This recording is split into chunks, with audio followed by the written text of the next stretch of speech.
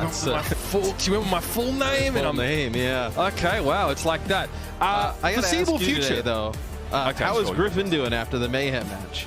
I mean, he turned to me with tears in his eyes and said, "Dad, how could they let these people abuse these exploits in our Christian Overwatch League?" And I looked at him and my heart broke because I had to tell him that sometimes people do bad things. You know what I mean? Hugo really started barking at the TV. He was so distraught. Just a really tough lesson as a parent to sort of teach. But I like what Scott did there. The foreseeable future, it really depends on how good your eyesight is.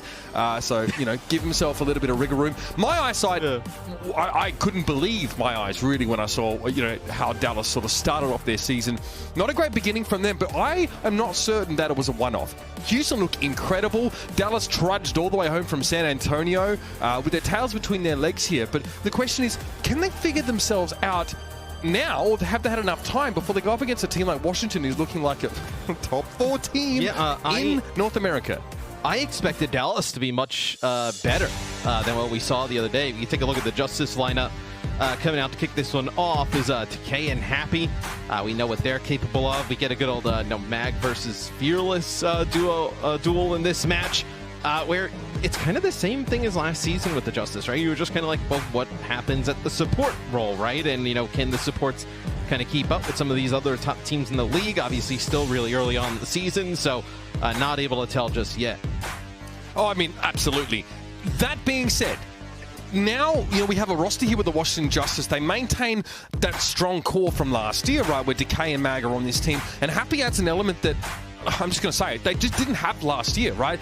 Assassin was patchy at best at times, and there was still a little bit of weird overlap between the hero pools of the DPS on this particular team, right? Obviously, you know, they weren't the only 2 DPS players on this Washington roster last year, but still, they were the primarily used ones.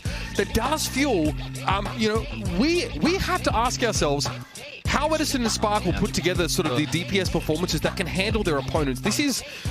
Oh, I cannot believe I'm saying this, but it might be David versus Goliath. Screw the Scrimbucks. Stock exchange. I mean, it is. It's looking. Do you remember the rumor? Do you remember the rumor how everybody was following the lead of the Dallas Fuel? I heard that one come out of the Scrimbucks exchange. It blew my mind. Bear in mind, this team had a bit of a base. Don't doubt yourself, mate. You're in trouble. Be careful.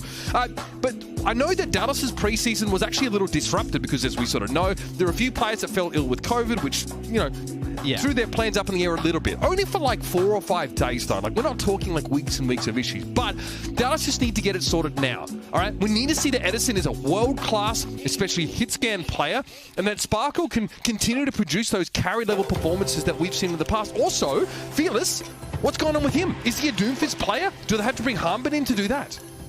Quite frankly, I just think there's too much talent on this Dallas Fuel team for them to, like, flounder for long. I know we can take a look at some of the maps in this series.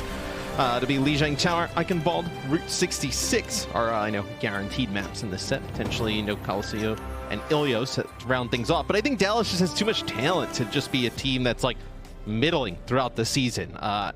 Now, they may not kind of have it together right here at this moment. Maybe the Justice are able to take this one off of them. But I expect Dallas to put together a better performance than the other day, and then also throughout the season, obviously, improve. All I'm saying is that blue looking kind of sussy right now. I'm a little bit unsure about whether Dallas can sort of thrive in the kind of one game that we have now. You've seen one game, and I think the Outlaws. I mean, we'll see them, you know, after this. I think the Outlaws are like looking really good. I mean, you know, the Outlaws, they acquire, you know, Pelican, right? You know, Barrett Dante. I mean, they have a sick team, so it's not like they kind of lost the cast to Masters off the street. I mean, they play a good team. Well, and Decay and Happy just don't hold a candle to that. I mean, we're talking like a similar caliber DPS line here. Decay's on the trash mouse. Kick things off. All right. Love to see a bit of that. Eddie's like, how am I going to work around this? Also, Cassidy for Happy here. This is a really defensive composition coming out from Washington. Junkrat, Cassidy, Batiste with the Reinhardt. You could not play like any more of like kind of just kind of like almost like bunker-esque, right? These are polar opposite game styles, right? Yeah, exactly. I mean, you have Reaper and Genji on the other side. All right, Eddie TP to the backside. Happy wasn't ready for it. Spark was also able to make short work of Decay. So Dallas Fuels, the DPS diverge, find their individual marks and dispatch them. Very clean start to that fight. And they're way ahead. You see, Cassidy loses the flashbang, right? I know it gets kind of like a homing grenade here. The mag grenade is filthy! Yeah, but when you have the power, when you have the Reaper TP in, and let's say you hit him with it, he can Wraith form, and then now you're in a up-close battle with a Reaper, and it's not one that the Cassidy's going to win. And you have on the other side, Krillin's trying to keep Decay and Mag up and use the Immortality Field on that side because there's so much pressure coming in from Sparkle and Fearless that there's nothing there to protect the Reaper. But here we go, you got a flanking Junkrat. Yep, Edison's remains will probably get found in the asteroid belt in a few millennia. Happy also going to go down here, though. Dallas have the numbers. Krillin's Immortality Field's been dealt with now as the Justice with 4 make the way to the point, but here's a blade coming in from above. Sparkle going to get stunned up there instantly. Huge stuff there from Mag, if I'm not mistaken. And yeah, that's going to be a tough one for Dallas now as Mag will move, take point on the point. It'll get slept here by Fielder and Chio, who don't really have any backup. Yeah, there you see the grenade in the kill feed from Happy. Like you mentioned, it does a ton of damage. It's just you have to get some of those abilities out of the way, like a recall or a Wraith homing grenade. It seeks its target. The only thing about Cassidy that's weird now is that Fan the Hammer, right, is in a weird spot because your target's not stationary. You can't just like flash fan. So getting value out of that ability, it's a bit more of a nuanced question now. Sound barrier for Chio trying to make sure everybody benefited from that. Fearless is going to land right on top of Decay. Sound barrier also for the Justice here. So Fearless looks to take a sidebar. Washington is still in control of the point though, so he needs to get his hands dirty again, Matt. You also have this Deadeye. Deadeye becomes a little bit better now, not much. It's able to take him out. Well, he gets the damage reduction in Deadeye now. Makes him a little bit tankier, able to actually get it off. There in a room full of the entire Dallas Fuel, not able to though. Well, he was headshot by a Hellfire shotgun, so even with a bit of damage reduction, that one is going to be a little bit hard to just shrug off and go about your business again. So Dallas are back in control. With a Death Blossom here, no less, and Fielder very quickly going to be charging up towards, and Nano Edison's going to let it go here, and that's beautiful. He gets 2, plus an Immortality Field's removed. Stunning stuff from Dallas. Ain't nothing you can do there. You don't have the Immortality Fields. You don't really have anything to kind of burst that Reaper down or disengage or just kind of live through it, right? No sound barrier or anything like that. So easy fight win there for the Dallas Fuel. 1 fight win away from taking this first point. Decay picks up the Tracer here. Happy's Cassidy up, having switched to that one. It's a good start. Decay's been able to find his mark. Edison, again, the Reaper guy takes so much damage as he appears in the front line, but Edison is able to deal with Decay. Phil have the numbers, and Happy's gone down. It's going to be Amp Matrix thrown up here, but Fearless is going to be able to work on either side of it, and there's no chance for the Justice to touch. Great disruption there from Fearless on the Doomfist, because there was a question raised about just how deadly he could be on that pick, and we thought maybe Matt Harnbin would be called in for most of those duties, but Fearless has potentially round 4 and 1. I think you just need to give Fearless time. Obviously, Doomfist as a tank is a completely new thing, plays completely differently. A lot of tank players weren't playing Doomfist, right? Because obviously he was a DPS. Where you need to give Fearless some time because you want to keep him in for these type of situations if you want to play the Winston. Meteor strike here, Decay obviously unable to act. So perfect scenario there for Fearless. Not a whole lot Decay could do. We're going to head over now towards Garden. We have the Winston. Both teams going to play the 76. Yeah, both teams going to play the Soldier here as well. Soldier obviously been playing a ton so far this weekend. Just great damage at range, consistent damage, and then here on a map like this, just able to flank and take so much space. Bionic Grenade's duration's been decreased sort of on live, but unfortunately for Fearless, not so much here. He couldn't quite get to that health pack. He's going to get removed, and that's a big advantage for Washington now as they maintain that early position they had on point. And we'll see if they're able to hold it. You get Mag on Winston and Winston on Winston matchup. We saw this at the beginning of last season, I believe. It was like that sick Fearless versus Mag matchup. And you have Happy on the hit scan, which he's like legendary for, but does not matter. It'll be the Dallas Fuel comes in, wipes up the Justice, they'll flip the point. That awareness from Fearless there, very quickly responding to the fact that Edison was getting dove by Decay. Edison, he already used his Bionic Field, so he didn't really have a lot of support. Fortunately, his tank turned around, came back, and helped him get rid of the Genji. Fielder already trending quickly as Krillin is also towards those first round of nano boosts, which won't likely accompany ultimates. And the Justice is going to look for a way just to sort of crack the fuel open here.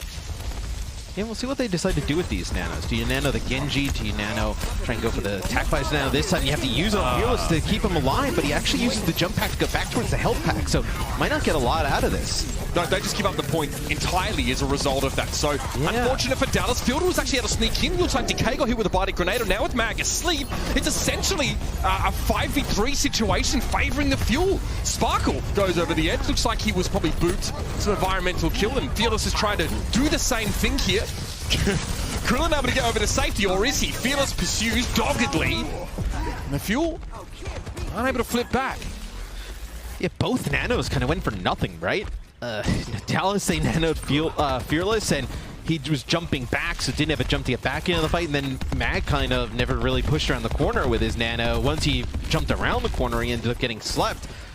Fortunate for Washington, though, they just don't really have to invest anything else into it to hold on to the point. You know, they have everything to use here. All right, here's the Blade. He's going to force the Sound Rabbit. Happy's also going to go for the Tactical Visor now, so the Fuel also needs to use their Lucio ultimate. Mirrored ultimates across the map so far, but K's removed.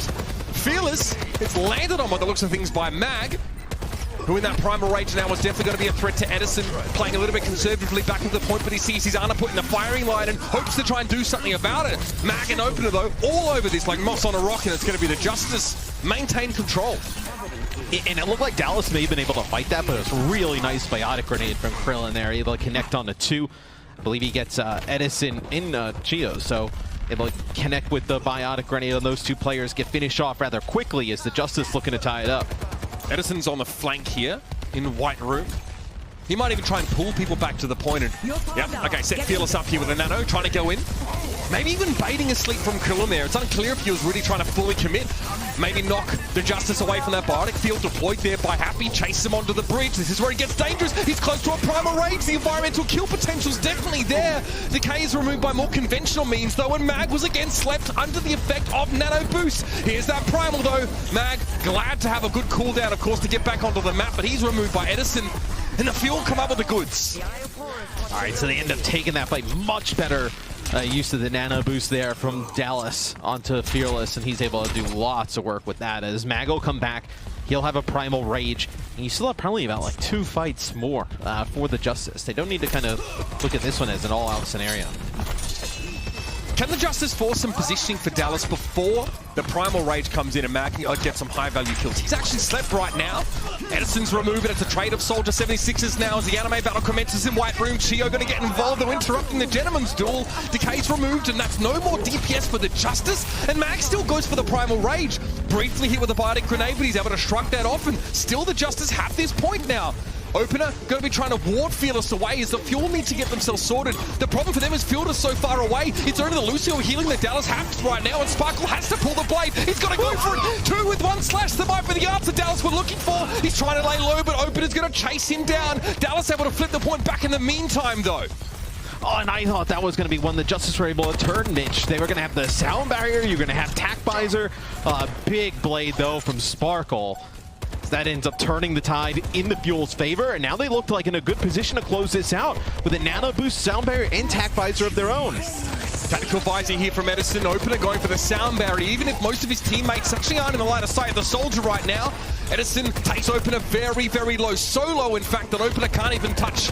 It is the Justice, though, that are trying to draw Fuel back to the point, but they do eventually lose Opener, and this is essentially Mag on his own.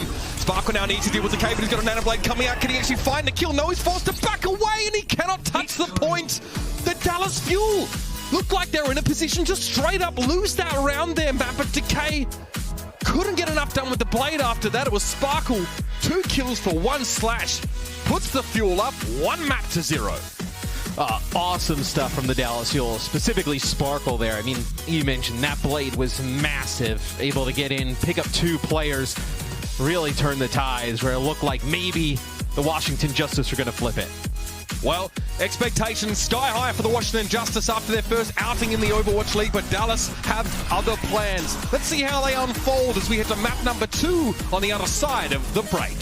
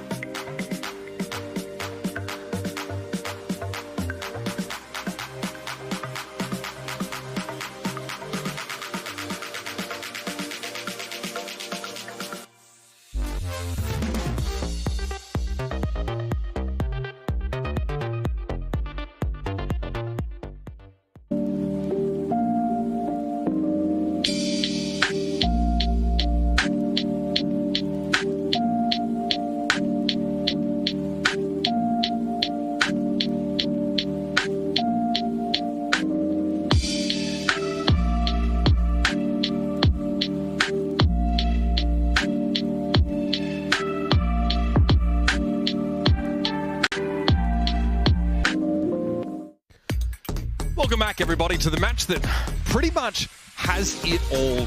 High-flying DPS lines, incredible main tanks, two cohesive units, and in fairness, the field looking far more cohesive than they did in San Antonio. The break, excuse me, Matthew, definitely seems to have helped them. A very close first map, though, and that second round could have gone either way, and I'm sure the Justice are fuming to have missed that opportunity. Yeah, Justice started to battle back a bit, and Dallas came up clutch there. I think they realize, obviously crazy to say like second game of the season is super important, but not to start off 0-2, put a ton of pressure on yourselves, whether it's internally or from the community. Getting a win here would be huge. We'll see Hanbin come in for Fearless. And these matches, I'm getting a throwback to when we had we played the fourth map and we'd have to sort of copium ourselves into saying that they did matter. Every map matters. Every map matters. But there aren't that many opportunities to get wins here qualifying for this this kickoff clash, right? You don't want to go 0-2 in week one. It just puts an unreal amount of pressure on you. A sense of pressure that you're already feeling because, frankly, you've had a limited number of reps on Overwatch 2 as it is. So trying to bang these wins out in week one can allow you to be a little bit more exploratory, maybe, over the rest of this particular tournament. So Dallas would love to chalk one up there and keep their head above water. Going 500 after week one, considering the caliber of their opposition, Matt, is definitely it just should put a spring in their step. Yeah, it gives you a little bit of a buffer, right? Every team we see kind of deals, and really every player, right, deals with like tons of pressure, whether it's from their own team and like coaching, or just by the community and fans that follow them, right? Because they really want to see them do well, but you don't want to deal with that pressure. Starting off 0-2. Dallas's next game next week is against the Gladiators. We know how good they've looked. I mean, you kind of look down the wire here. They don't have the easiest kind of road. They need to get this this win here because the Gladiators, they've looked like a very strong team thus far. Krillin looking to serve up a little Destructo disc at the start of the round here. Nice. Okay, 8% ult charge. And Dallas with a furrow in their brow. They basically won. That's about it. And then, Lance that nade, 8%. Yep, you're good. All right, we take those. Oh my, Hanbin. Oh, he got crushed with something. Yeah, flattened there. A lot of damage came in from a lot of angles, and I'm pretty sure we had a second bubble there, but didn't have an opportunity to use it. The Justice to turn up the heat to 11, and yet it's a trade. A scrappy fight here. Mag needs to double down and make sure he can clean this one off because Chio is able to find Krillin here, and then Justice had to be careful. Their spawns come in from a long way off. I believe it was Boston we saw run a composition trying to run. You can take a look. Happy's POV, I mean, that is just silly. I mean, we know how good he is just tracking, right? We've seen, like, in the past, the Widow and the Hangzhou, like, you get him on a hero like 76. I mean, he is going to just melt players. Now, watching Hanbin in scrims, he really doesn't like having to bubble himself if possible. Would always rather use it on his teammates, but he had no choice there. Again, huge amount of damage coming in from the Justice. They actually had to give a bit of ground. They gave a tick even to get 5 players back in position to defend, but it pays off. They return to the point, and now some of those huge ultimates are coming online. And I feel like these Zarya comps are tough to run. You really need to pull it off well. As you see right there, the Biotic Grenade connects with 3 players. So, Hanbin's got to be perfect with his bubbles. You got to kind of pick up some of these kills while you have those bubbles active. The Biotic Grenades start to come in, and you see, he doesn't want to use one on himself, and he just takes so much damage through the choke. Mag Nanode immediately heading over towards the back line. Oh, Spark a little bit low here. Got to be a defensive Biotic Grenade to keep him up. Fielder, an admirable job at doing just that. Chio may be lost, but Krillin on the other side is also felled. So in a 4v4, Dallas have the lion's share of the healing still, and Mag is out of the fight. It'll be attack visor from Happy, but he gets dropped by Hanbin. Decay does have a blade. Do you consider, maybe if you can get Krillin back in the fold, maybe you can end up using it, as looks like they're going to back up just a little bit. Maybe opting here to not recontest. If you're Washington, you're going to give up point A and you're going to play that door. All right, my eyes are definitely now on Opener, or at least on the Lucios, to see how they try and contest for this high ground. Dallas, obviously, are not playing Winston here, so they essentially do have to walk up on this, and the Justice want to try and deny that. Play fairly far forward and actually use this choke to pressure them out a little bit. Plus, that Dragon Blade of Decay is definitely going to be a wrinkle in this plan for Dallas, but they've got ults of their own to spend. Blade onto the high ground here. Decay might pull this in just a moment. Sparkle's trying to go to work, gets rid of Krillin. High ground is claimed, but the cart still needs to be moved. Happy being accosted by 2 DBS can't be a great situation for him, and the Graviton Surge captures Decay. The Justice get snarled up just as they try and take the initiative, Matt. They're brought low. Yeah, you still have this Death Blossom from Edison. So this is where we've seen teams that play this Zarya, they kind of struggle a little bit trying to get this high ground. Dallas deals with it pretty quick. Now they end up having a ton of ultimates coming on in, and this Death Blossom from the high ground could be huge, man. Hanbin playing close. He wants a bit of charge. He knows they're going to start brawling in a moment. Edison has to use Wraithwalk already, so he's committed. He's got to go for the Blossom here, and it's perfect. Yeah, it's Bloom season, no doubt about it. 4 kills for Edison. The backup of Hanbin's bubble goes a long way. Yeah, I think maybe that Nano is actually meant for Edison. It doesn't really matter, though, as Hanbin's going to switch to the Doom, just trying to get back, as he knows the Justice are going to be able to put together one last defense here. Oh, the Doom Fist, nasty in that position. Oh, it would have been even worse if he had Power Block enabled. Krillin knocked back here. Mag removed from the fight, and there's not much the Justice can do. The Dallas still, there's a fire in their belly, Matthew. And they've taken their second checkpoint here with a lot of time on the bank. I mean, they are looking much better today. I mean, like a completely different team. Also makes you wonder just like how good Houston is, right? Seeing Dallas play this well.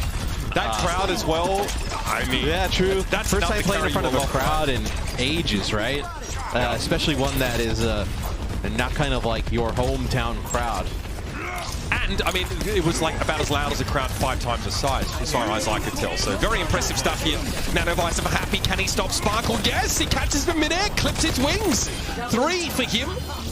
Obviously, a nice little bit of Helix Rocket flare there, but what a way to shut down Sparkle's Blade. In fairness, Dallas didn't back it up with a nano boost, but they were definitely hoping to continue that momentum. And they just want to play in this space a little bit more, because if you have the 76, you want to be able to put down that damage, like as players are coming in. Not really let the Dallas Fuel get inside of the castle and then trying to have to put down the damage, because you've already kind of lost the objective. What you're trying to do, you're trying to keep them away and just not be able to barrel in with that Reaper. Mag to the skies here in a great position to get good value out of this Primal Rage, though. Hanbin is sleeping. I mean, Zarya doesn't have any vertical mobility, so she has to walk back. Mag is going to follow Sparkle to the ends of the earth there. Managed to get him before he threw the ring into the pit of Mordor, but he'll get caught by Fielder.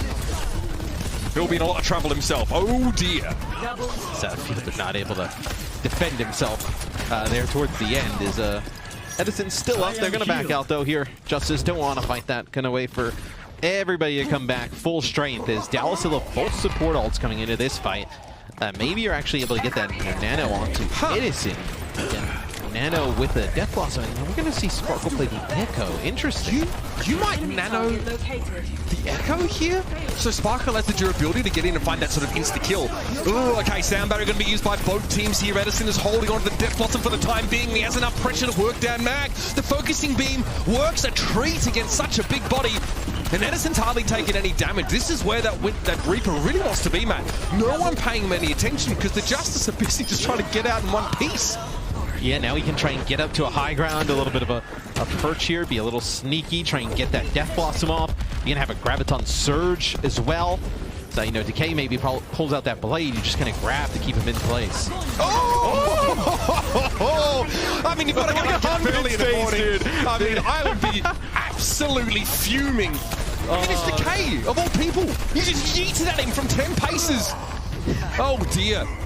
Looked like Hanbin's eyes just lit up as soon as the grabs started to fly back at him. You know, obviously they don't win that fight, but they know maybe they do if the grab comes through, right? You never know.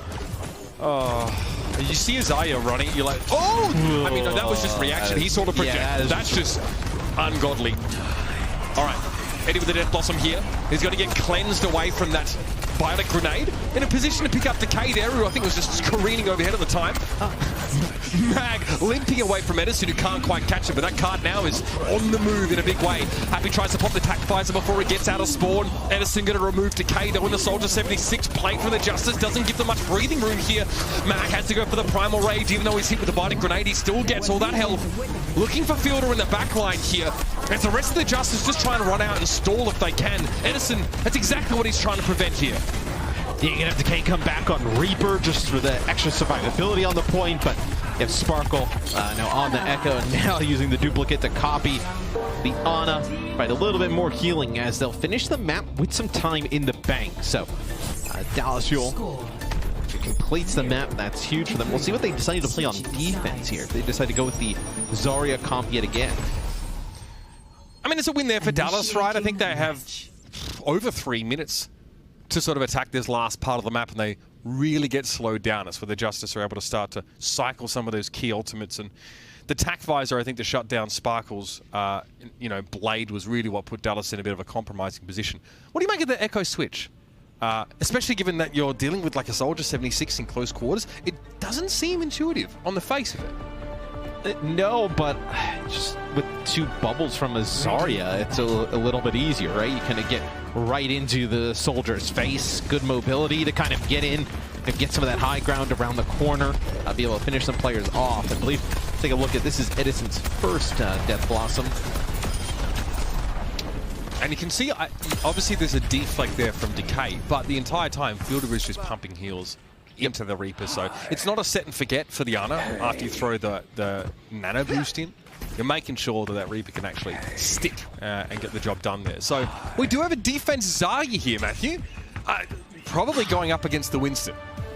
Yeah, they're going to play that Zarya, Genji, Reaper yet again.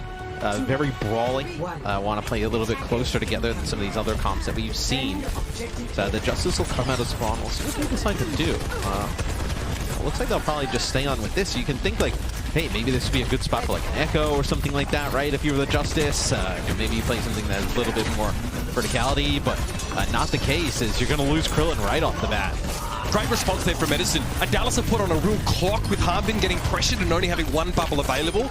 But Dallas are so well oiled and so used to playing together, these guys, that they've been together as a squad for ages, that they immediately respond when Harbin is dove on. And Edison is able to get that value. They're getting dove inside close quarters. That's exactly where Edison wants to be. Yeah, and you see the Han been able to get so high charged right off the rip.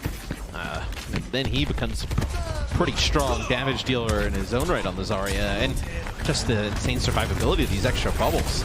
I mean, he is absolutely using Edison as a bait there to build up that charge. Okay, Vita Grenade does come in, and Hanbin, you'll notice, just has a bubble now. He'll be able to hold on to it and again give it to Edison. Mag has to slow down and stop. He can't really approach this, but there's no supports left for Dallas, so eventually they'll just be able to go in full commit and have this point. Is finally get a break. I think that biotic grenade that kind of forced Hanbin back was huge because it broke him out of the line of sight, wasn't able to kind of bubble some of his DPS who are already in there. They get finished on off. So yeah, Chio when that biotic grenade happens, yeah. Obviously, Lucio has had his healing penalty increase now. Obviously the ambient healing plus the sort of passive. But if you hit him with a Bionade, and if you know you can sort of pick him up like that, if you're high mobility as well, you can chase him down, absolutely go for it. No doubt about it. Grab here. Hanbin hopes this one actually goes to its intended location. Looks much better this time. Defensive body grenade, and then an offensive one to deny the healing. Sparkle gets a dash on through. He'll have a blade. He'll have a nano blade for this next fight. If you're the Dallas Fuel team kill, you can play really close up to the spawn here, and no real fear here if you're the Dallas Fuel. You're playing a brawl composition, right? This is exactly where they want to play, right? Yeah. Yep. Fielder has line of sight as well to get some devastating biotic grenades, so it's going to be speed for the Justice when they try to take the more circuitous route. Mac with the primal now, maybe disperse this harrying force of the Dallas Fuel. Edison respects the pressure from Happy out in an open sight line, so he sort of backs away, and Mag realizes, hang on, it's kind of just me here. I might be a bit more conservative. Oh, Blade for Sparkle. Trying to make a play, I guess. Sound barrier for both teams here, and Sparkle says, I'm satisfied with that. Yeah, I mean, it's going to be a Death Blossom coming in here for Edison. Is a deflect and then a dash through there from Decay. But yeah, Fielder picking up 2 here. And they're both huge ones as well. One on Krillin, another one on the offending Genji with the Dragon Blade out. Decay gets shut down midway through.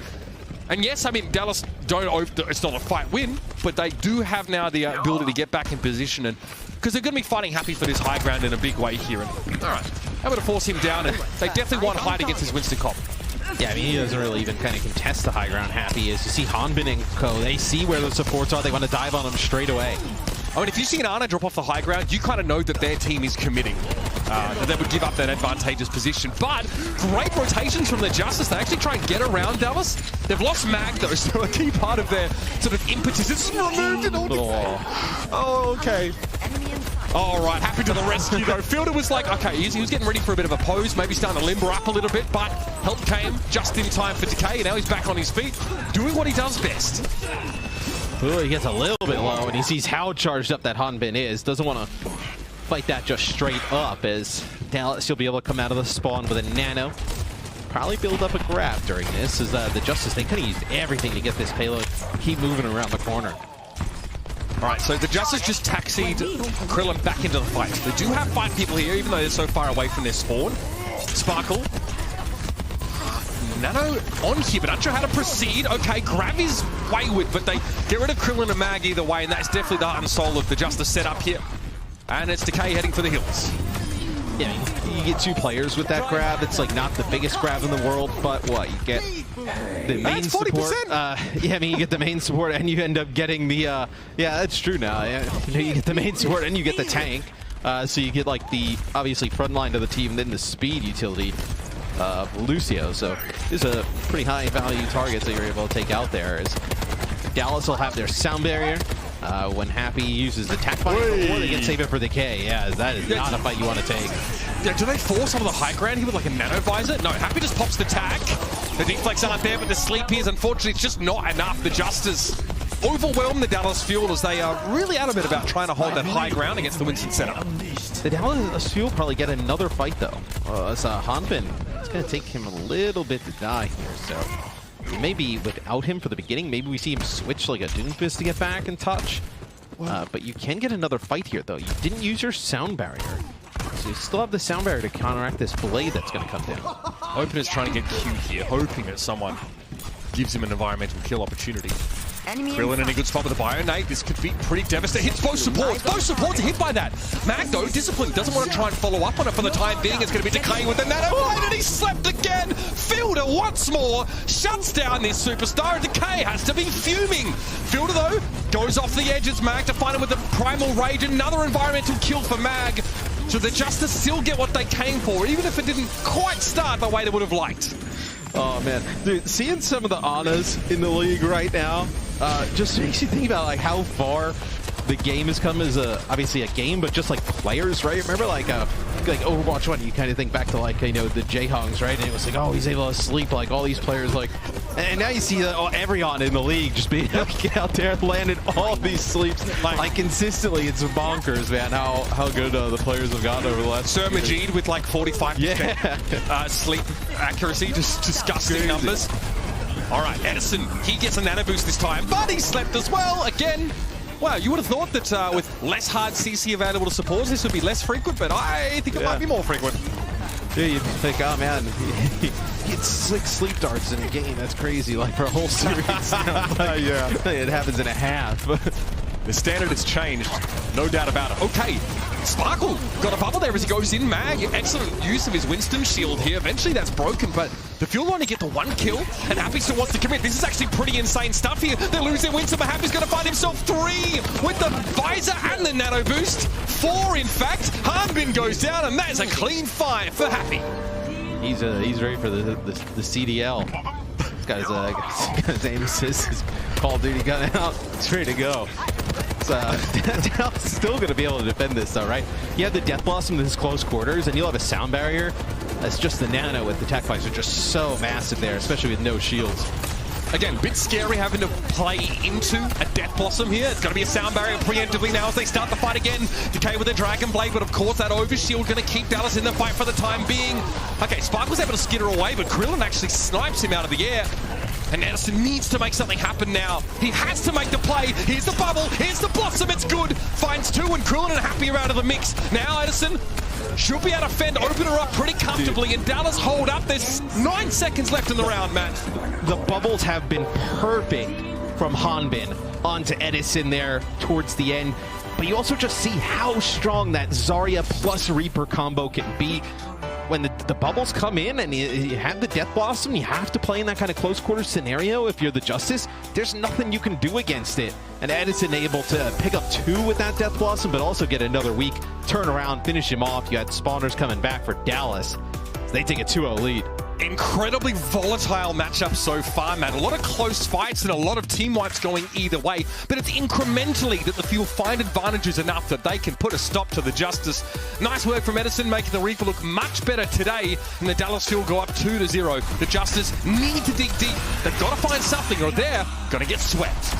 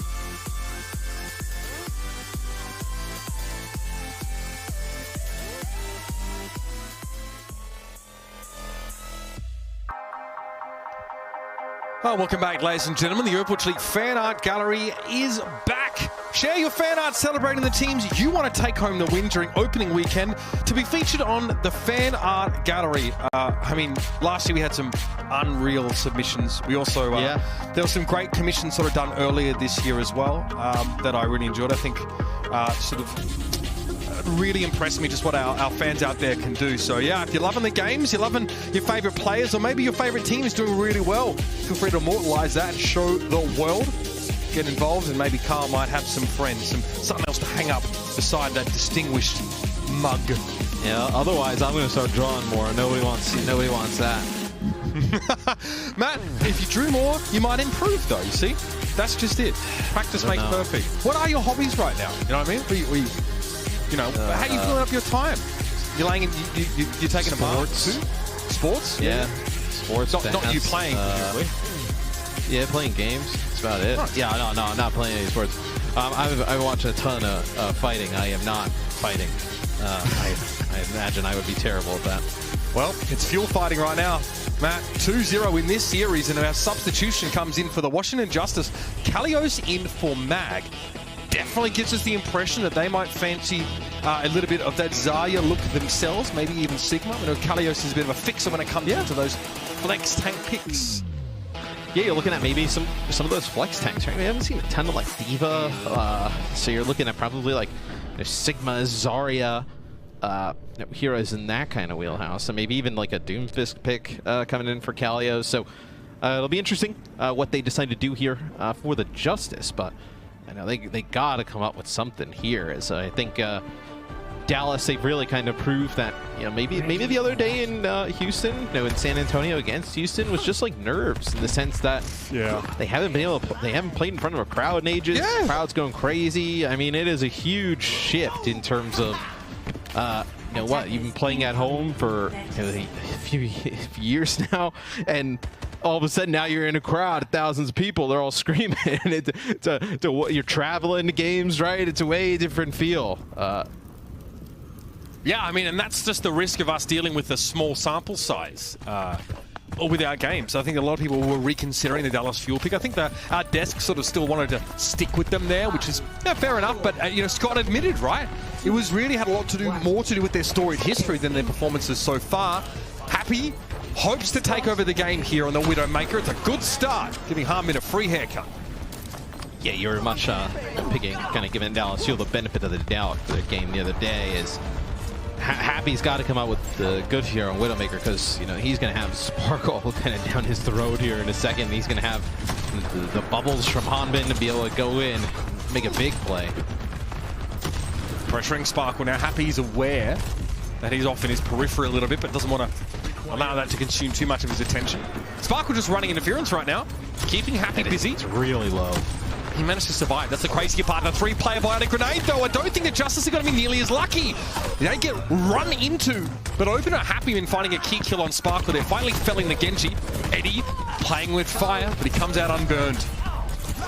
And that's the type of situation where, in their close range, the Soldier 76 just dominates Widowmaker as Lichio going back to the spawn to go get Sparkle, bring him back into the fight, as you lost him a little bit earlier on. Is Justice there coming back pretty fast. They want to try and take advantage of that.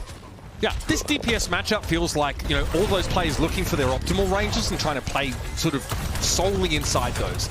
Eddie will try and close the gap on the Widow if he can, and you better believe Sparkle wants to get up in Happy's face. Did you forget about Dre, Happy?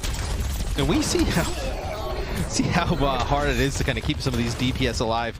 Even when they're kind of grouped together, having the Widowmaker play out on an island alone, if you're not getting those picks, it's going to be tough to keep the Widow up. So see how long they commit to this. There's going to be a grab that comes in, and they're going to land it on the Sparkle, but a nice biotic grenade, you're going to be able to keep him up, and then the Nano comes in. Wow, I mean, 2 bubbles committed there to Sparkle, but Harmon, you better believe he got 80 charge off that, and he responds with a grab of his own. Kalios clinging to life only just. Decay is able to sneak a kill away. But Dallas winning, they're trading up in many of these fights now. And yeah, they lose Sparkle, but he's quite mobile. He'll be back soon. Yeah, and you can engage so fast if you're the Dallas Fuel. With the speed boost, obviously, we talk about how fast Soldier 76 is. That if Happy doesn't nail the shots and he doesn't have grapple up, they can just run him down. There's nothing he can do to defend himself. You're going to have to dedicate so many resources to try to keep him up. See, Dallas playing passive for the last 5 seconds because Chigo was AWOL, taxiing the Genji back into the fight just for this moment. Decay able to find Sparkle there just as Sparkle was thinking about the blade in a perfect sleep to stop Edison in his tracks. Sound barrier, though, will mean that there's no capitalization possible on that form of crowd control, and Hanbin is causing all sorts of mayhem in that front line. Decay's not going to be able to get away. The Fuel laser locked on the Genji. So now, for Dallas, you don't have a sound barrier to deal with this blade that comes in from Decay, but you can spread out pretty far on this map, as we can take a look from Hanbin's POVs. He gets all that overhealing from Sound Barrier. So, that's changed from the shield to overhealing. As this will be the blade that comes in from Sparkle. He's going to try and hunt down beautiful bubbles there onto Happy, but not enough. You see Hanbin, this is why he doesn't want to bubble himself. It's always for his teammates. Another one from Field of the Sleeps are insane in this matchup. We are getting treated to a masterclass, ladies and gentlemen. And Sparkle now looks to try and clean up. Happy will not get away alive. This is an utter drubbing. And you're coming back now. I mean, Washington, I feel like you've just committed to this Widow for so long. I mean, talk about how long it takes to like get ultimates in Overwatch 2, like compared to Overwatch 1, because the tank production in terms of ult generation, and then obviously one less player. Staying on a hero and committing to it for a little bit longer, it definitely hurts even more in this game. Oh my. Okay, Hanbin gets nanoed here. He only has 30 charge, 2 bubbles by the way. He's in the Widow down. Yep. This is a bit of disrespect, I'm not going to lie. He's right, Opener actually got picked up there. I thought he was just going to be pocketed the whole time by Krillin, but that's just too many resources getting tied up, I guess. Bionade attempt there, but Hanbin takes over the game here in the front line. What a commanding defense from the Dallas Fuel. And the Justice are about to get blown the heck out. Yeah, I mean, we'll see what happens here on defense. I mean, they still got a shot, right? Ain't looking too good, though. I mean, the Justice, you see where the card gets to. That's tough, man. I think Dallas just looks like a completely different team today. I also think Washington, you kind of play that game, right? If you're going to pick that Widowmaker, you got to get the picks. It's got to really pay off. And if you're not able to do so, you miss out on so much damage, right, that the 76 puts down. Like Widowmaker, you're going for those flat-out kills, right? Whereas 76 is just a consistent damage, able to pepper players down, let the Genji go in, finish them off. That if you're not able to get those picks, it's going to be tough. We talked about how these two teams were wanting to play their optimal ranges. This sleep is insane, by the way. Builder backs up, gets bubbled here, still hits that sleep. Even without the bubble, yeah, he would have survived that. And then Decay gets... I love the ragdoll fishbowl. That's how the Justice fans feel, sliding down in their chairs like, bruh. That is real bruh hours here at Route 66. All right. It is tough out here today. And we're going to see the Roadhog, little Roadhog offense action. 3, 2, Not the case here. Hanbin on the Zarya. Opener on the break. Yeah, they want to play close here. Brawly, yeah. I mean, you want to deny Edison these sight lines as much as possible, but if Edison kills the enemy Widowmaker... If Edison kills Happy, he's done his job, right? So Happy needs to play like Victoria did yesterday, like really passive sight lines, maybe not opt into Widow. Yep, he's pieced it out. He didn't want any of that. I mean, if Edison kills Happy, you're looking at the map essentially being over, right? All right, some body shots here. Good pressure on Decay, though. Fielder, the bionic grenade. It's so big. Oh, man, another headshot there from Edison. Delayed. Kalios low. He has a bubble, but it's going to be burst, and so does the Justice bubble get burst here in general. Look at them go on the hunt. Yeah, for Happy. You got Chia and Sparkle trying to hunt him down before you can get back to any help. See how far back they pushed him. Yep, again, denying Happy the sight lines that would allow him to sort of be effective. Edison now gets to rule the roost for a time. He sort of spots Decay over there, who's tentatively heading towards him. No key ultimates in this fight, so this will have to happen without them. Happy gets caught by Sparkle there again, shutting down the Widowmaker with expert precision, and Edison is pretty sharp as well. Krillin had nowhere to go, nowhere to hide. The Doubters Fuel really coming ablaze here, silencing the Doubters after a slow start to the season. A 3-0 win against the Washington Justice, I'd say, is a strong statement. Yeah, maybe the exchange is going back up. Gotta check what's going on there now. Man, that is the Dallas Fuel we had heard about, in terms of like how their performance was in, scrimmages and, just kind of seeing them play the game in general, like how good they could be. And man, they just looked on a completely another level than the Justice today. I tell you what though, I mean, Dallas is going to have to play in front of crowds again, right? Like they're going to have to figure out a way. Maybe it was good that they kind of get the nerves out early. I mean, they've been there, man. Battle of Texas. Yeah. I mean, they've been there, right? It's just kind of getting back into it. But man, you see those type of performances, they're going to be tough to beat. I mean, that Gladiators Fuel match next week just got way more interesting now that we've seen this Fuel today.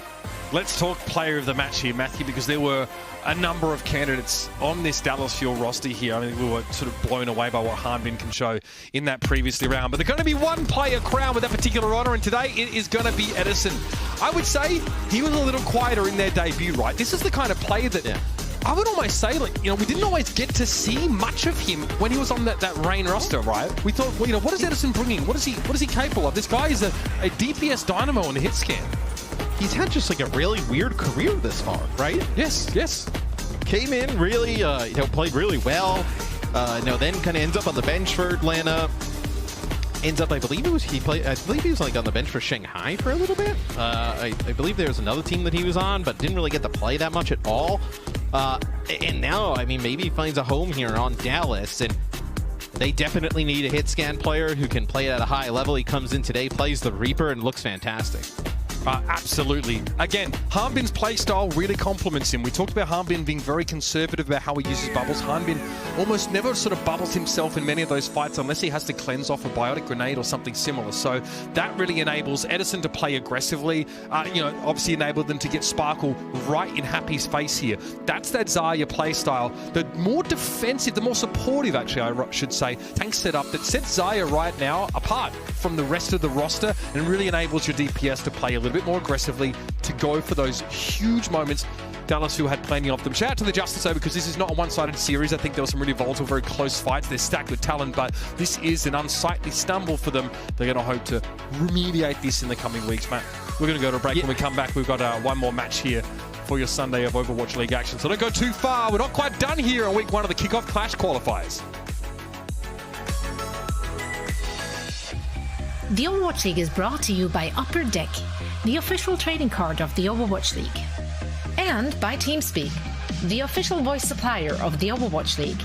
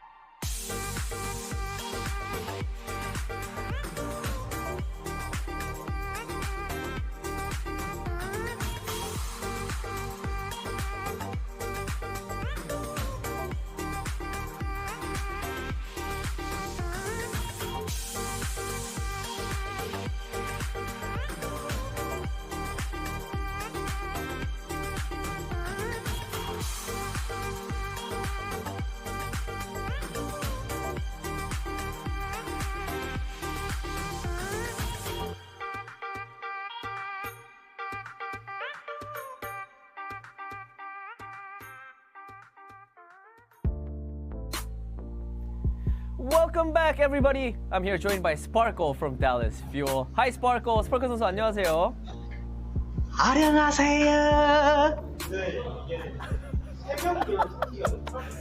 He just said hello to everybody with a lot of excitement. I honestly really missed you, Sparkle. It's really good to have you back. So I just want to start off this interview with asking about your previous match against the Houston Outlaws. I think the outcome was very unexpected. It caught me off guard. I think it caught everyone off guard. So can you briefly explain how you guys lost to the Houston Outlaws? 자, 첫 번째 질문은 이거를 꼭 한번 질문을 해주고 싶었어요. 이게 왜냐면 그 결과가 휴스턴과의 경기에서 결과가 저뿐만이 아니라 많은 오버워치 팬분들이 좀 굉장히 좀 놀랐기 때문에 좀 아픈 곳을 찌르는 것 같아서 좀 죄송하긴 하지만은 그래도 경기를 어떻게 해서 패배가 됐는지에 대해서 여쭤보고 싶습니다. I'm sorry.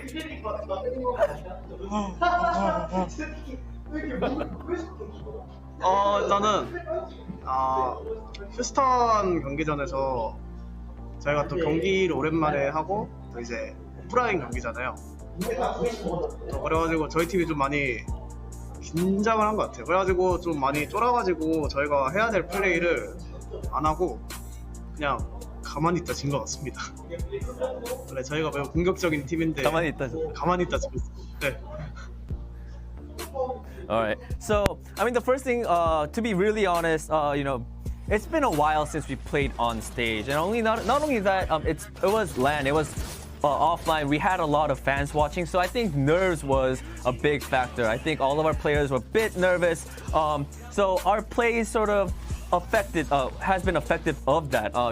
We are a very usually aggressive team. We like to go in and get those aggressive play styles and play that way. But on that day, for some reason, we couldn't do that. Maybe because it was the nerves, but we just stood there and just died. All right, but here's my second question. But even if the first match wasn't favorable, second match today against the Washington Justice, you guys were fantastic. It was the Dallas Fuel that I knew and loved. So how were you guys able to make that adjustment so fast? 두 번째 질문은 첫 번째 경기 방금 말씀하셨던 대로 좀 패배였지만은 아쉽게도 패배를 했지만은 오늘 경기 단 이틀 만에 굉장히 좋은 모습으로 워싱턴과의 경기에서 승리를 거두시게 되셨는데요. 어떻게 해서 이렇게 빨리 이렇게 재조정을 해서 오늘 승리라는 이렇게 결과를 낼 수 있었나요?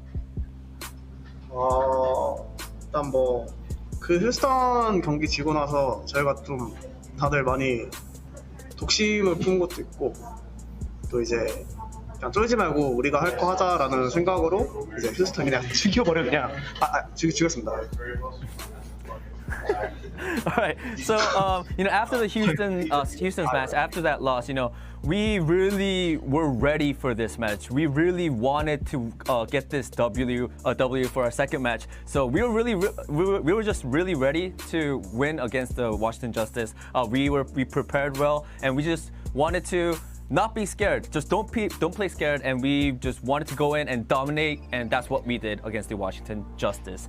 All right, Sparkle, that is it for the interview. Thank you so much for your time, and again, congratulations on the win. Bye. All right. Everyone's still adjusting things. Bye, Sparkle.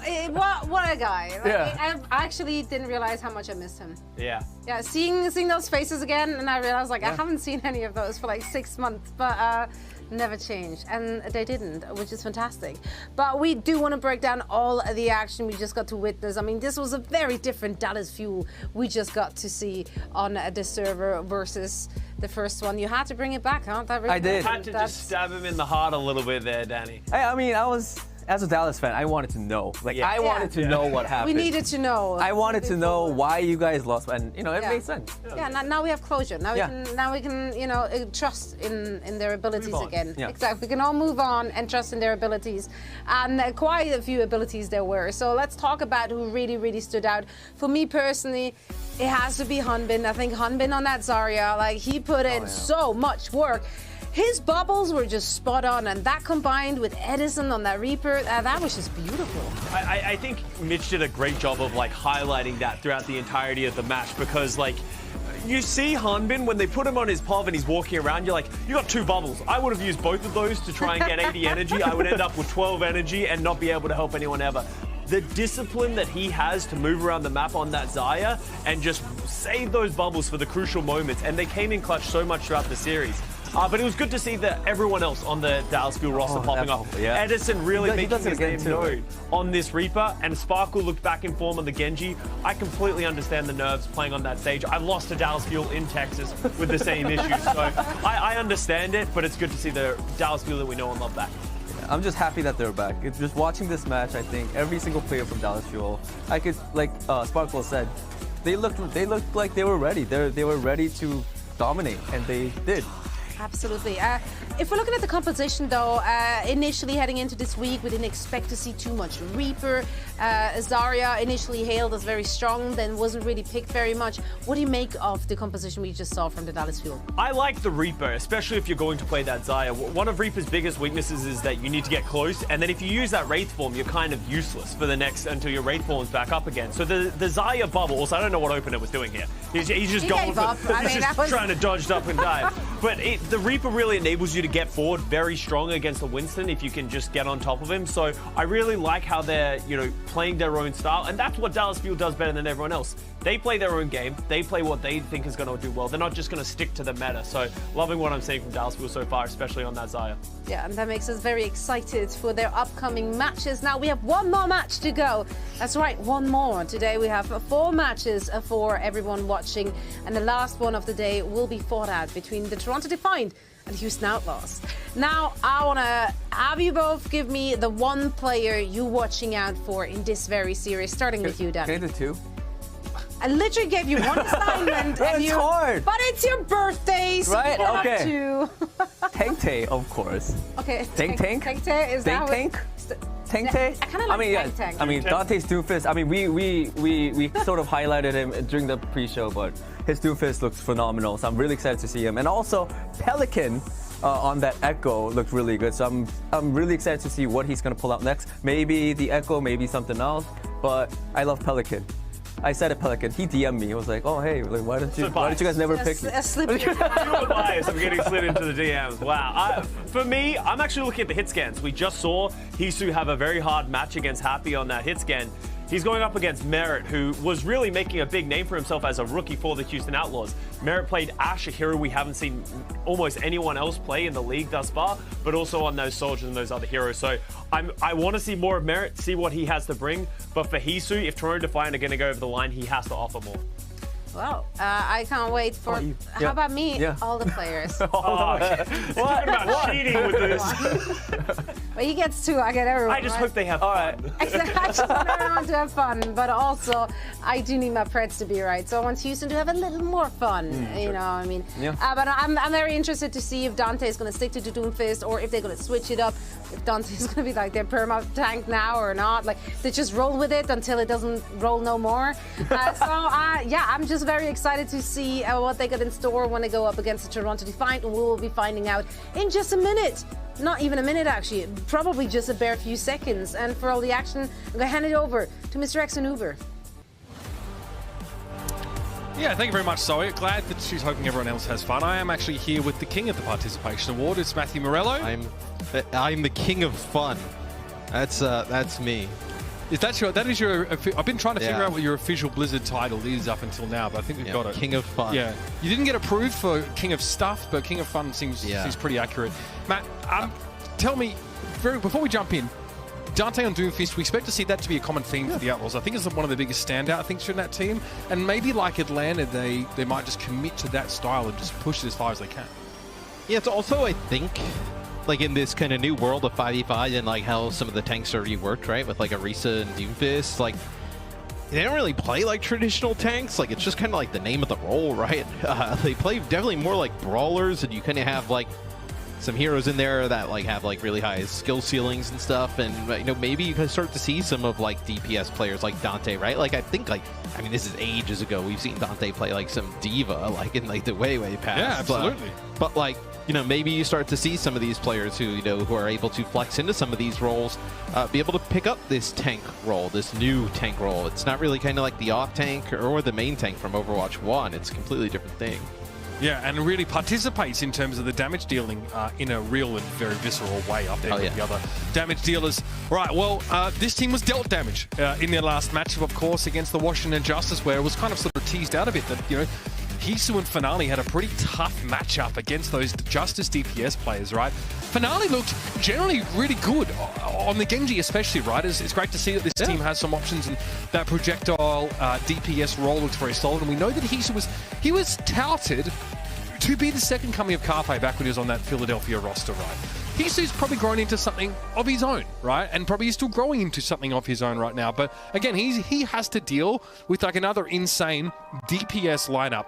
Muse, I felt really led from the front in the sort of the Defiant's last match. And, you know, talking to Deepay in the call, obviously someone who sort of worked with him back on the Gladiators, Muse always wanted to go first, to be the aggressor, to be the instigator. Deepay said that he was often sort of, you know, in a tug of war with his coach on sort of how he wanted to sort of play. So if he's let off the chain a bit more here, the Defiant might be sort of the ones being proactive, starting off these fights. I mean, I haven't got to talk about the backline here as well, but Chorong and Twilight seem to be gelling pretty well so far. Not a great start, Matt, but it's okay. Let's talk this Outlaws team. Yeah, you know, Pelican merit in terms of DPS, right? You have Pelican from the Atlanta Reign, Dante in that tank role, and I really like the support lineup. I feel like, you know, as we've kind of seen a lot of these teams move to having two like supports at times, right? And, you know, kind of somebody picking up the other role, like seeing, you know, a Lastro and Iris. Well, what was the new pronunciation that I heard of? It's Iris now. It's Iris. Iris, right? So we've graduated from ZP's LR15 to Iris. Somewhere in between there, we call them Iris. It's almost like a designation for those Omnic robots that Orisa was based on. I think they were. Oh yeah, if you would have told me the push button on LR15, I'd have been like, oh yeah, sure. Iris now. So bear with us, obviously, as we sort of add that to our vernacular. But if you're an Outlaws fan, your vernacular lately has been ye freaking ha, because this team is. You just hope. I mean, for the Outlaws fans out there, I feel like we do this every season. You know, they start off. They look good. Season 1, man. Is this the Outlaws time? And then all of a sudden, okay. Not that time. I'm glad you brought it up, because this team obviously had that incredible matchup against the Shock last year in week 1, right? With the Jungkook shatter that like was heard around the world, yada yada. And they weren't able to really maintain that sort of excellence across the year. I do feel like this team though is like significantly leveled up in terms of talent, like compared to previous years. Best they've ever had. I feel like they've kind of they've graduated over times in terms of like they definitely upgraded. I think in talent each year may not have like resulted in the best of, you know, records or whatnot, but this is I think without a doubt. I mean, you can even say it for both of these organizations, right? Both their best rosters they've ever fielded in the Overwatch League. No doubt about it. Houston really went all in, if you'll excuse the pun, to create their most powerful roster yet. The same, though, could be said of Toronto Defiant. Maybe they're hoping to sort of start a campaign where they get this notion out of people's heads that they're a mid-table team. They go 500. They're, you know, good against the bad teams, bad against the good ones. Toronto really needs to sort of break that mold they've been heavily cast into so far. But hey, no shock here, Matt, to see Dante on the Doomfist. Good opening here. Finale is brought down by Lastro. There's that trademark aggression already playing out. And you talk about like the ultimate disruptor, Doomfist in the tank role. Not able to just kind of finish players off with that one punch anymore, but still able to get in and just cause so many issues. And then, obviously, as he's connecting with abilities, gaining shields, you see Dante's fist lining up, so he's got one of those, you know, boosted up punches. Great. Oh my god, he gets double stunned with it! That's filthy! Chorong almost gets splattered up against the wall there. The Defiant are able to recover from that. Point gets flipped to the Outlaws in the meantime. And then Biotic Grenade slows Houston down, Matt. But Merritt, he's looking for an off angle here to make his way in.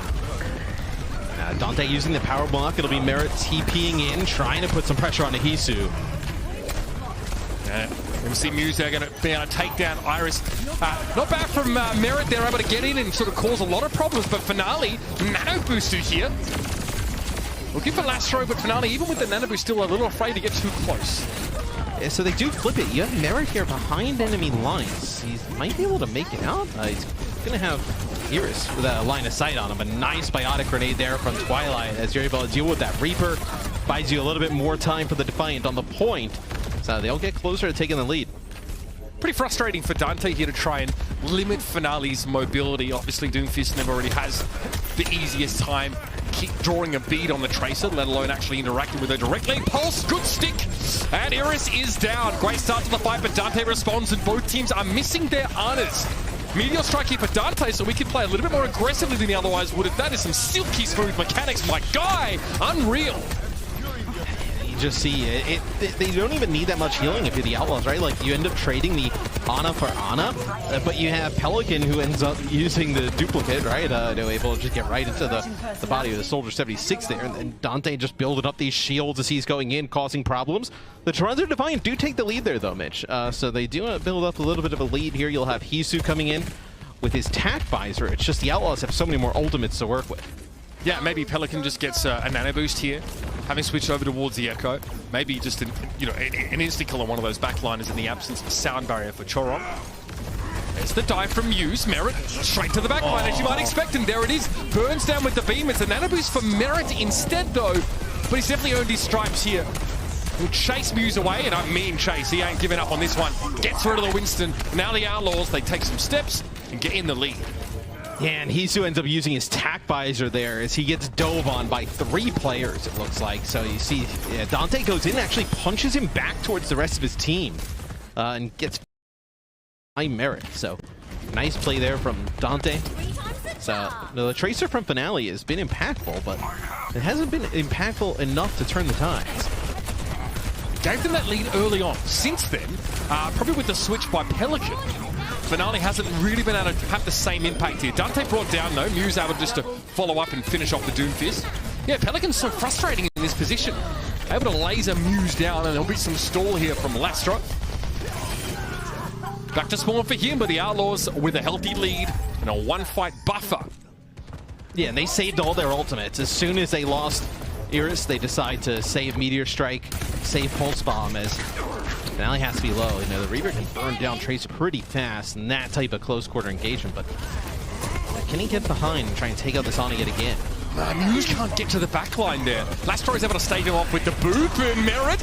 Okay, big punish on Muse. He's very, very low, and Twilight gets taken down by Dante here. Hisu has nowhere to go, no room to work with. In fact, as Merit had already had himself set up to pressure him down, Chorong has to get out here because if the Defiant gets staggered, it could be all over. That's devastating. Chorong has to get off the point. Outlaws have it. We do get overtime triggered at least by that Lucio lingering, but Pelican dupes a Tracer, and a throwaway Pulse Bomb is in order. So the Outlaws take first round here on Lijiang Tower. And not an easy game, though. Toronto definitely came to play here at the early onset, as the Outlaws are just really good playing around this Dante Doomfist. Really no need for him to switch off to anything else. I think they'll just kind of keep on the Doom, as Doom was kind of like talked about early on. It's like one of the tanks that a lot of players thought was going to get a ton of play in Owl. We really just seen the Outlaws, and then the Atlanta Rain playing around Hawk, as he's really picked up the role quite nicely. Both look really good utilizing his kit. Look, I think when you satisfy those power block conditions, he is so devastating in the kind of destruction that he can sort of achieve. Yeah. That multi knockback and stun is, I mean, it's the just stuff at night. chaining these abilities together, and it's so difficult. The displacement's also frustrating for Muse. It's not just the Lucio, but the Doom now knocking him around. Oh, Hisu looked like he was going to be able to stay on. Doesn't matter, though, that he gets finished off by Merit with some help from Lastra. Chorong should be able to get away with this one. Pelican, though, with the focusing being from behind. Okay, Merit knocked off the map there. So the Outlaws are trying to delay the first cap, potentially. It was only 2 players there. They're hoping to make something happen. You gotta believe, I guess, but it will be the Defiant early control. Finale looks not impressed. Yeah, so we'll see how they go about trying to take this back with that Doomfist setup, as we've seen tons of teams be able to hold with the composition that the Toronto Defiant are playing right now. You see right over the top the Doomfist with a big slam, and then the damage from Pelican over the top. Yeah, hitting those sticky bombs, man, a little bit easier when your target is suspended in the air. Nice connection again from Pelican. What a menace this guy is. The curtain gets brought down on Finale, and now Muse has nowhere to go. It's so difficult as well. It's something you deal with in Overwatch a little bit, but dealing with like players in multiple kind of like spaces of verticality, right, at the same time, because you had Dante and Pelican coming flying like right above you. But when you look up to them, you kind of lose merit on your screen at all times. Same with like Iris, right? So you can't kind of just like avoid looking up, because then you're just going to get like pummeled from up high. Makes it really difficult for any FPS player to deal with. Okay, Outlaws backing up there for a moment. Maybe a little concerned about exactly this. Yep, that's a beautiful knockoff. That'll be 2 Muse. Oh, it's the king of the jungle. He's causing all sorts of problems. Sound barrier is going to come out here, but it's only Dante and Lastro that benefit from it, and I'll be honest with you, they are in trouble themselves. Duplicate here from Pelican, copies. Ziana gets the kill, but the blade here for Finale to try and seal the deal. Lovely opener there from Muse. I'm surprised it took so much more for the Defiant to secure this. Yeah, I was going to say, probably a little bit more than they would have liked to end up securing the point, as the Outlaws, they dump a bunch of ultimates into it as well. So coming to the next fight, it'll be attack visor for both Soldier 76s. And that'll be it across the board. So Finale makes a switch. No longer playing the Genji, going to go over to the Tracer. What do you make of this? Why does he opt for this Tracer here again? You don't have Blade at this moment in time. You can build up that pulse bomb a little bit faster. Also, the recall, get out of harm's way. I mean, yeah, just be able to just come from behind and just destroy the soldier like that. So I mean, nothing from Merit's visor, yeah. He's pretty safe, at a cursory glance. He's ulting from the safety of his biotic field. But there's so many sources of damage that just blast through any of that healing. Yeah. There's only so much healing that biotic field can do. We'll see how the Outlaws trying to approach it. So you see the Soldier kind of going with the Lucio around the opposite side, as Finale can hear them, knows that they've gone in. Now he can be aggressive on the Tracer. Big hit from Finale there, might be the Helix rocket. Yeah. Yep, fired off by Merit, but he's going to be knocked off the map. With the Bionic Grenade on Finale, he doesn't mind, because I think that was a double there. Chorong and Twilight. Looks like there isn't a better love story than that right now. Lovely work. And then, look, I mean, so the Outlaws are in deep trouble, Matt. Yeah, so this is what's interesting. It's like if you're the Outlaws and you can't make things work with this Doomfist setup, and I actually just don't even think like it's really the Doomfist here. I think it's just kind of like the Toronto Defiant just playing their composition really well. To almost like perfection here towards the second half of this round. But if you needed to switch off the Doomfist, you don't feel it's great. What do you go to if you're the Outlaws? It'd be really interesting to see if they're forced to switch. But this fight's still going on. It's going to be a sound barrier here from the Defiant. Lastro, insane stuff. He kept this fight going, but the sound barrier for the Toronto Defiant helps them snag that kill on Merit. Pelican, that's not your bubble, son. You can't be healed inside of that. He was off the point regardless, though, and the Defiant show us a much stronger look than we saw in round number 1. And in fact, it was the Outlaws who looked to be floundering a little bit. Yeah, so we'll see as this one goes down to the wire here. What do the Outlaws decide to do? Did he play the same exact thing? A point like this, maybe you can make use of like that Zarya composition with like the Reaper in the mix, but looks like they'll stay with the Doom yet again. Is that Doom can still cause a lot of problems. I mean, you see there at the point there with just the 4 walls. It's like a perfect setup for Doomfist. Despite the fact that Hisu honestly had a pretty quiet round there. Muse was actually the one that really stepped up in the damage dealing department for Toronto. Getting a lot of value out of that Winston here. We'll see Finale start on the Genji once more. So it seems like the Tracer is like a mid-round switch maybe after you've used that first blade and don't feel like you're getting any value. Maybe it's just a comfort thing. The Tracer's also pretty good against the Echo, right? Like Echo's pretty good against like Genji and whatnot, but the Tracer makes it a little bit tougher for that Echo, as see it'll be Pelican taken out by Chorong there, as lost Dante right at the start. So can you even contest this if you're the Outlaws? Oh, no way. Yeah, they go to the Tracer straight away. As soon as Pelican picks up that first kill out of Finale on the Genji, they switch right off of it to the Tracer. Now, our friend Dennis Matz from the Boston Uprising sort of shared this idea that now in Overwatch 2, I mean, 25% of the time, you're 25% less likely to win a fight short-handed than you were in Overwatch 1. Yeah. It's crazy. I mean, you see what it's done here, right? The Outlaws, they didn't get that first pick on the first fight. Dante just trying to use the power block to stay up. Like, so much you can absorb. That first fight, though, gives the Defiant a 27%. The Outlaws get that first pick up here in the next one, and they're able to flip it right back. So you do see how impactful winning that, first, getting that first blood, right, in like an opening engagement. His big bio grenade there, going to connect with 2. Oh! Living on the edges, Iris.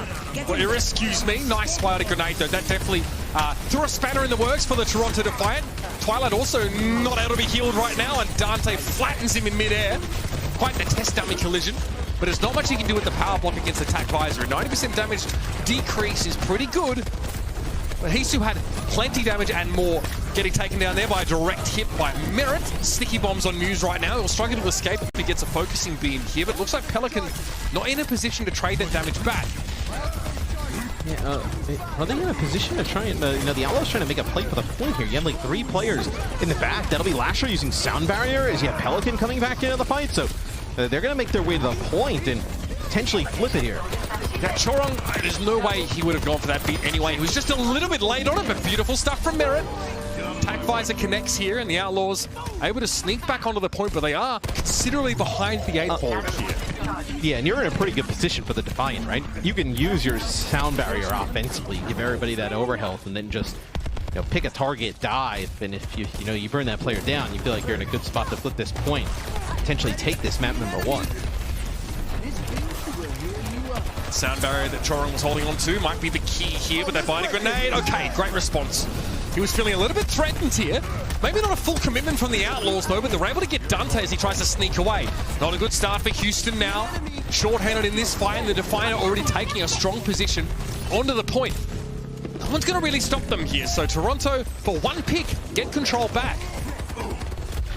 Iris will have a nano here. Could you decide to use it on? Is it like Dante? Is it Merit on the side? It looks like it might be Merit with the way they're moving right now. Dante's getting picked off so early in these fights. Twilight is one. Actually won! And they can't follow up on it. Big window, big opportunity there for the Outlaws. It goes begging, but Twilight eventually is snapped up. Merit needs to make this work right now. Facing down Chorong with that nano boost, and Muse out of position and a little bit low here. 99 and counting. Was anyone for the Outlaws on the point? No! They've let it go! They've let it go, the Outlaws, as they fall in this first map of the series. Toronto, what a bounce back from that first round. Yeah, as once kind of space opens up and Toronto able to make really good use out of the Soldier 76, and then Finale, I think, switching over to the Tracer, really effective against the Echo, definitely made a difference. And of course, we had to wonder, this Doomfist, just how deadly is it? Dante running out of rope there towards the end of the map. I actually think that by the end of the Outlaws had more kills than the Toronto Defiant. They just couldn't convert those into point percentage. All right, Salty Run Back might well be on the menu. Stick around as map number 2 ain't far away.